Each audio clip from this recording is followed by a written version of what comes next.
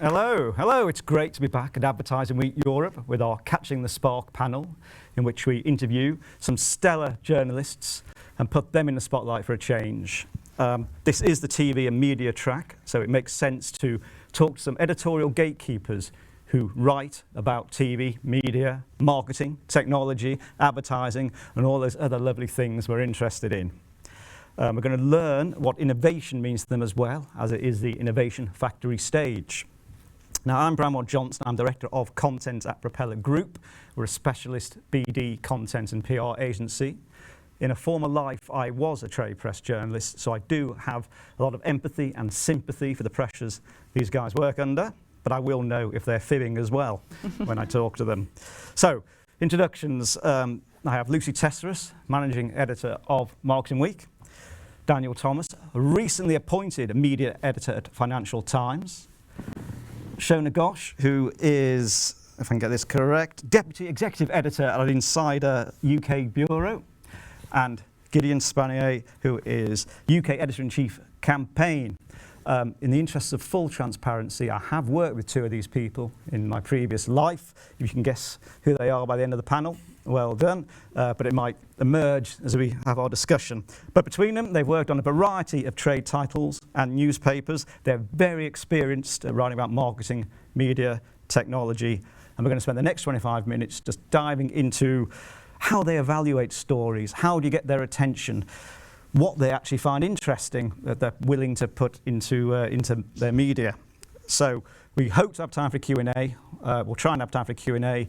Do use the Slido to ask the questions. All right, let's get going. Straight off question, like to know just what innovation means to you in terms of when you're looking at a potential story. What is your definition of innovation? As the most recently appointed media editor of the FT, Daniel, would you like to take that first? Well, thank you very much, Branwell, and thanks very much for having me today. I'm 4 weeks into the job, so I wouldn't be able to talk too much about the media industry, although I was the head of TMT for a few years as well.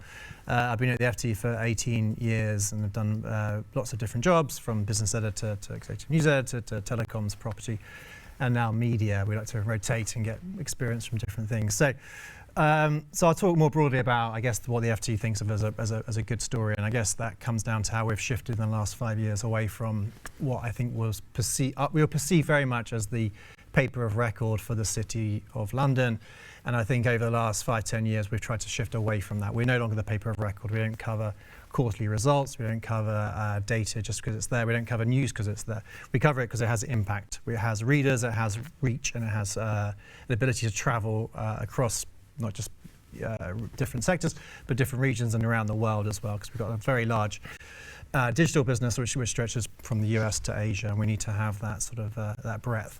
So we want to have stories which can carry and which have impact, and that can be any sort of stories, really. I mean, the classic example for us now is investigations, which a lot of newspapers do. We've got a very good investigative team, and we've got lots of people coming into that.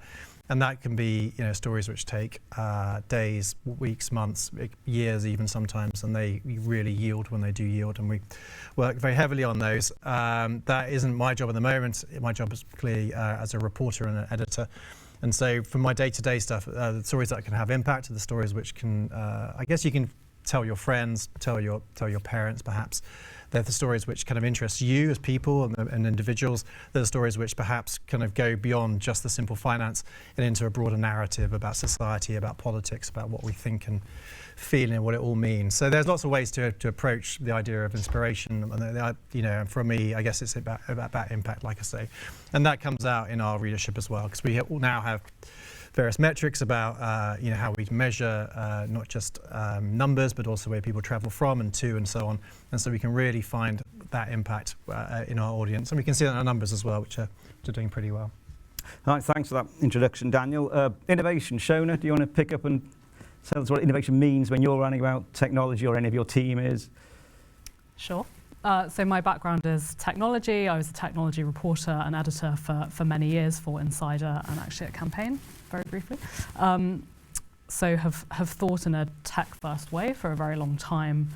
At Insider, we started off, in the mid-aughts as a tech blog, tech and finance blog, and I would say that bloggy spirit is still very much with the publication and influences the kind of reader that we tend to attract. So, usually it's someone who's heavily on social media. We're very loved by Reddit, I think. So when we think about coverage, it's a little bit about speaking to that audience who are very tech savvy, and they may be an informed but not highly technical audience.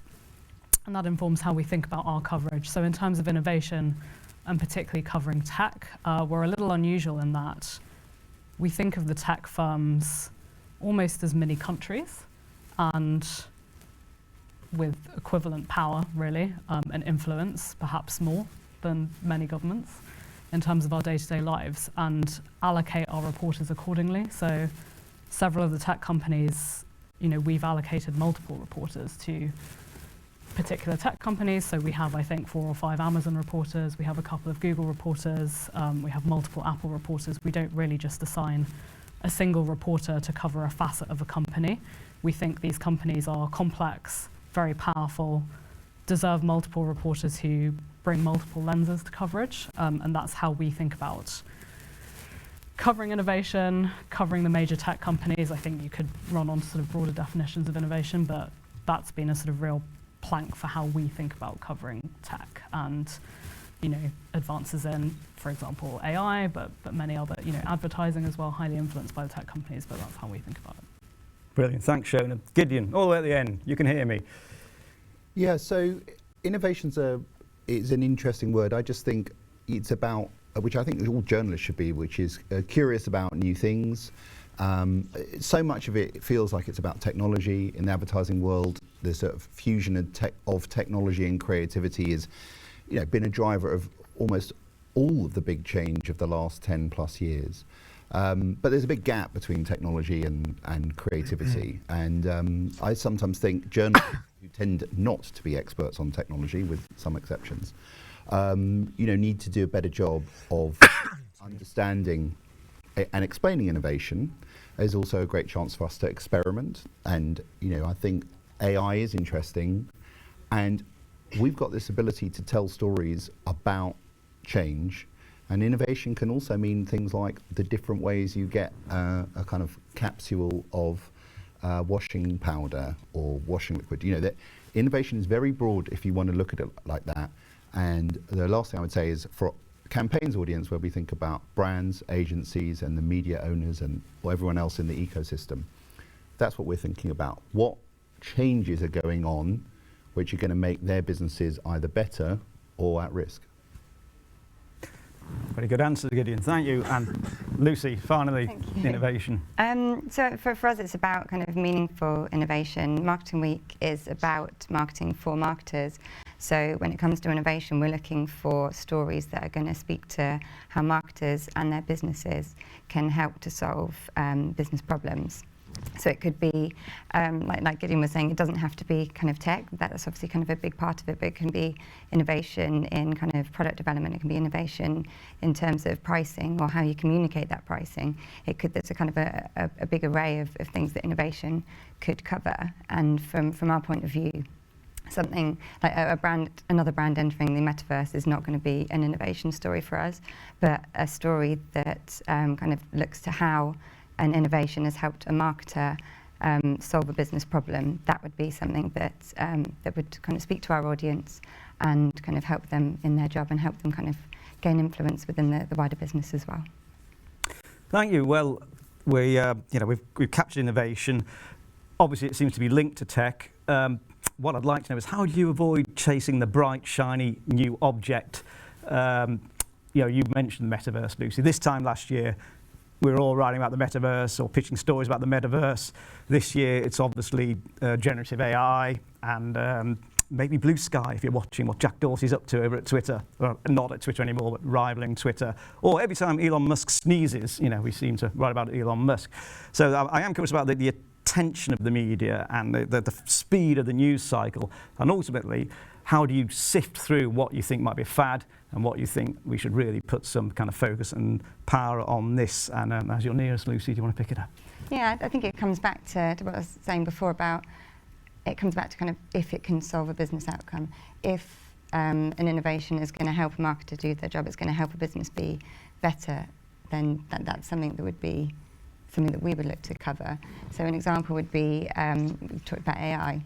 So Wix used AI to power a segmentation tool and then to tailor creative so that it would kind of speak to different customers at different times along their kind of the journey that they were on with that particular project, and that helped them deliver £7 million of incremental revenue. So something like that speaks to a wider business problem, and this innovation helped them solve that issue. So that would be kind of how we you put it through the lens of solution. Exactly. I mean, Gideon, you talked about, we have to be curious, or you have to be curious as journalists, and your team have to be curious, but there is this shiny bright object, something solid and substantial here. How do you sift through that and make a decision? Well, so I think a lot of the audience here and our audiences that we serve as the journalists are curious about new things. In fact, sometimes they're obsessed by new things. So I think you don't want to be cynical, you want to be skeptical. So just to take the metaverse as an example, I think lots of people right from the moment Mark Zuckerberg was pushing it as a business concept were doubtful. But we did a partnership actually with Meta where we did a number of things, and they sent me an Oculus Quest headset, and I did an event in the metaverse, which I can say was a little bit dizzying, and I'm not sure it was really in the metaverse, but it was really interesting. I actually thought, you remember, if you're old enough to remember mobile phones when they had this thing called WAP? And it was before, Apple just sort of made it all seamless and great. And the point is, it's good to try these things. And I would say as a journalist, or if some people are thinking, how do I interact with journalists? Getting hands-on experience of it. More recently, our art director is playing around with Midjourney and Adobe and things, and just seeing what can you do with AI. I'm on a group called the British Society of Magazine Editors, and there are loads of interesting issues, some pros, some cons, about using this technology. But the most important thing for me, I think, is try and understand it. As I was saying earlier, journalists often they don't tend to have degrees in sort of technology and engineering. So but your job is to try and understand it. So I think there's loads of interesting stuff. And sure, it's easy to shoot down a fad, but don't be so quick to shoot it down that you're kind of, first of all, I think it's a disservice to this audience. It's really important. Advertising and marketing people tend to be, very curious. That's what they have in common with journalists. Yep. Shona, obviously you're all about the tech, but even you must have to sometimes kind of evaluate, are we looking at something that's never going to take off here? Do we have a duty to look at it? Yeah, I would agree with Gideon that there's sometimes a tension between the readers being very interested in a fad. I think the metaverse is one of them, but there's others. I think crypto could be another, a little more complex, but aspects of crypto. And they really want to know. So you can't really just avoid the subject. And if you're skeptical first, it's easy to just avoid a subject and to not want to. If you're skeptical, you sort of don't want to get to grips with a thing you think is stupid. But actually, you really have to. And then to be able to explain why you think it might be stupid or aspects of it might be short-lived. So with the metaverse, as Gideon said, it was when one person who doesn't necessarily have a history of inventing loads of great things, maybe one great thing, but doesn't have a history of repeat innovation, says this is the next great computing platform. I think it's correct to be skeptical, but you have to try the technology and explain why at a human level it doesn't really make sense. And that may be that we don't really, any of us, want to wander around with boxes on our heads. I mean, that's pretty basic, human instinct. So as journalists, yes, you often have to do something that feels like a waste of time, which is spending time with a technology, an innovation, an invention, to be able to assess it in the round. And that is something we have to do. And it's only once you've done that you feel qualified and can serve the readership by saying, actually, here's evidence that suggests this isn't going to be a long-term trend, or aspects of it might work, but aspects of it don't currently work, or it's a 50-year project. So you want some demos then? More demos. Excellent. Dan, you probably have a wider view, but you've got to take on this kind of fast news cycle. Well, FT and newspapers generally love a fad, I'll be honest. The fads are great. I mean, because they chart the narrative arc of, this sort of great explosion of excitement and innovation and technology, and everyone getting, and we're part of that hype machine. I can totally see that. But I was to Gideon's point, you do want your hands on it. I used to do Mobile Congress every year, and I was the first person in the UK to try out a 4G dongle, and I'm going to the Oculus launch at Mobile Congress, where the person said on stage, look beneath your seat. There's about 1,000 people in the auditorium. He said, look beneath your seats. You're the first person to have an Oculus, and everyone had an Oculus, and everyone brought it on. It was the most exciting thing ever. So you do get carried away with that, and I think as journalists you can do that, and that's kind of okay because you're charting that, and it goes beyond technology. If you look at things like Beyond Meat and that kind of huge explosion of alternative meat substitutes and that sort of stuff. You can see the explosion. Suddenly, every restaurant was producing like burgers which didn't have meat in, and you can see that the reason. But you knew that it was going to arc and it's going to fall, and you have to catch that moment. And you have to catch, and part of it is catching that moment, and then everything then turns into a sort of more sustainable sort of journey, and that's when technology is kind of interesting, when it kind of beds in, and you have the fad, and you have the sort of bust, and then you have the longer term thing where virtual reality starts becoming a more important thing. You have it in counselling, you have professional uses for it, and you have first of all you have the Google Glass and the glasses walking around with augmented reality, which was faddish, but then they turn into something quite useful and something quite meaningful for lots of different industries. And so I think you have to have that kind of we have to be quite excited, basically. You have to get into it. You have to be, as my co-speakers have said, kind of mindful of all those kind of like things that are coming up and just chart it already. I mean, I think that's the best thing as a journalist. You can get excited about it, and you can then be skeptical about it when it comes to being skeptical about it. All right, and is a burger without meat a burger? There's some big questions here. Like to switch tack a little bit just to talk about how PR or comms people communicate with you, how you want to be presented with stories, what's the best way of framing them, which is really the question. What is the best way for a PR person or comms person to come to you with a story they think is interesting? How should they frame it? How do they pitch it, essentially? Lucy, do you want to fire off? Yeah, I think that the most important thing is to understand who you're pitching it to. We often get emails that have been kind of cut and pasted and sent to probably some of you guys down here. So understanding the audience of the publication that you're pitching to is one really important thing, and working out what the story would be when you're pitching it. Also bearing in mind things like for a marketing week, we're about marketing for marketers, and as part of that we're very brand focused, and we only, as a general rule, speak to marketers when we're writing about stories. So if you pitch a story and you want us to speak to kind of a CEO of an ad tech firm, that's probably not going to be one for us because there's no brand aspect to that. If you come to us and say that this brand X has done something fantastic, they're going to be doing this, it's with this firm, then that would be more kind of understanding the audience that we're writing for. So I think it's, the most important thing I would say is kind of understand who it is you're pitching to, and if you are pitching to multiple people, which again isn't possibly ideal, but if you are, then tailoring the approach to each person that you're contacting. Okay, would anyone like to build on some of the things Lucy said there? Does it resonate with all of you?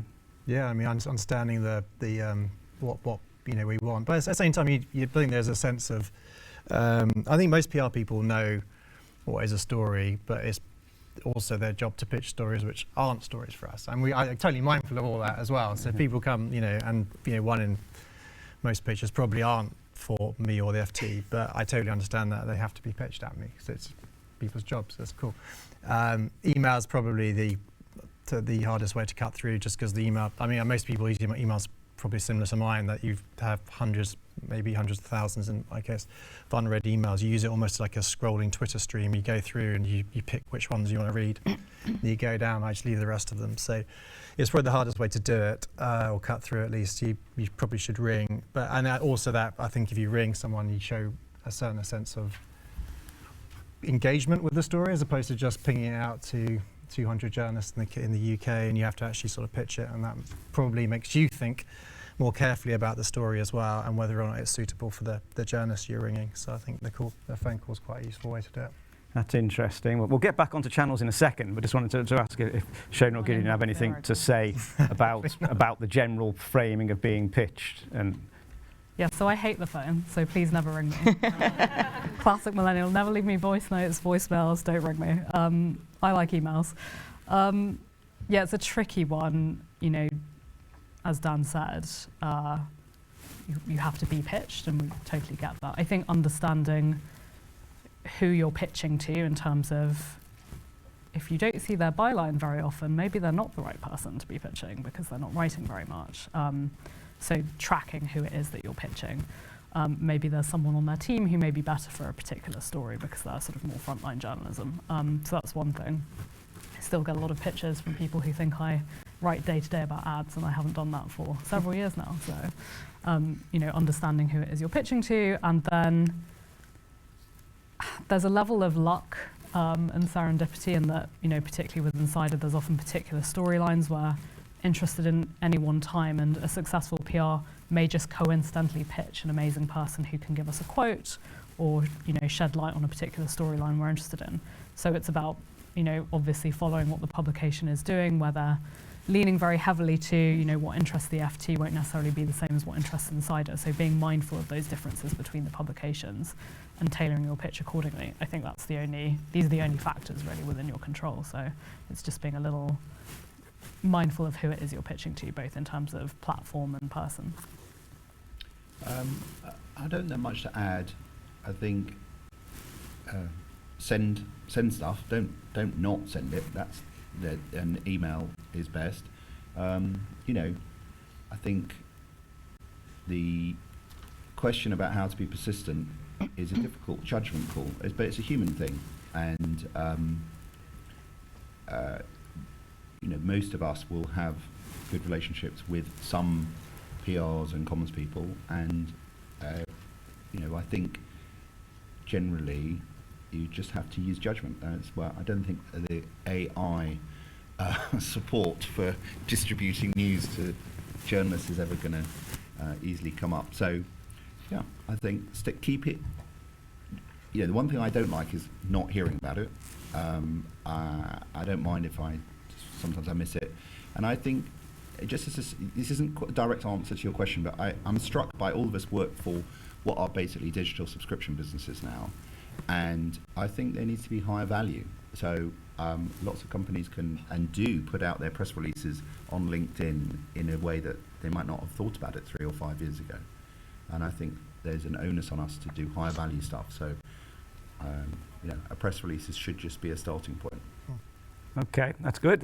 And as you're mentioning higher value, I may as well quickly ask, do exclusives still matter in the old sense of the news type scoop? Do they still matter? Yes. Yeah, of course. Yeah. I know they matter to Shona because I've seen her Twitter feed, and you were quite Loud. outspoken about another publication that you felt should have attributed a. Yeah, I think it just irritates everyone, but you just have to do it. You have to do it. Is that a genuine need for exclusives, or is it a personal motivator for journalists and yourselves? Oh, a bit of both.